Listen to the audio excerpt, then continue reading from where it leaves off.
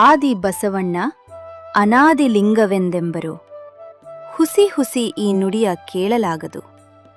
ಆದಿ ಲಿಂಗ ಅನಾದಿ ಬಸವಣ್ಣನು. ಲಿಂಗವು ಬಸವಣ್ಣನ ಉದರದಲ್ಲಿ ಹುಟ್ಟಿತ್ತು. ಜಂಗಮವು ಬಸವಣ್ಣನ ಉದರದಲ್ಲಿ ಹುಟ್ಟಿತ್ತು. ಪ್ರಸಾದವು ಬಸವಣ್ಣನನುಕರಿಸಲಾಯಿತು.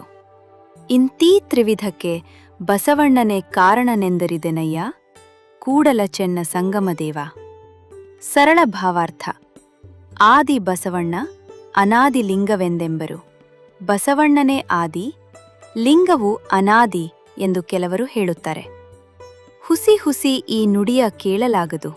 ಆದರೆ ಈ ಮಾತನ್ನು ವಚನಕಾರರು ಒಪ್ಪುವುದಿಲ್ಲ. ಇದು ಸತ್ಯವಲ್ಲ ಎಂದು ಹೇಳುತ್ತಾರೆ. ಆದಿ ಲಿಂಗ, ಅನಾದಿ ಬಸವಣ್ಣನು. ಲಿಂಗವೇ ಆದಿ, ಬಸವಣ್ಣನು ಅನಾದಿ. ಬಸವಣ್ಣನವರ ಅಸ್ತಿತ್ವವು ಕಾಲಾತೀತವಾದದ್ದು ಎಂದು ಇಲ್ಲಿ ಪ್ರತಿಪಾದಿಸಲಾಗಿದೆ.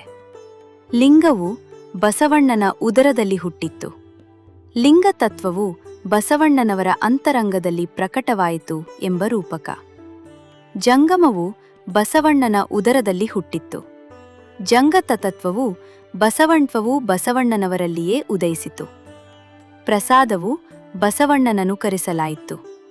ಪ್ರಸಾದ ತತ್ವವು ಬಸವಣ್ಣನವರ ಜೀವನ ಮತ್ತು ಆಚರಣೆಯ ಮೂಲಕ ಪ್ರಕಟವಾಯಿತು. ಇಂತೀ ತ್ರಟವಾಯಿತು.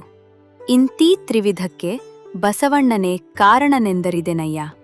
ಈ ಲಿಂಗ, ಜಂಗಮ ಮತ್ತು ಪ್ರಸಾದ ಎಂಬ 3 ತತ್ವಗಳಿಗೂ ಬಸವಣ್ಣನವರೇ ಕಾರಣಕರ್ತರು ಎಂದು ನಾನು ಅರಿತಿದ್ದೇನೆ.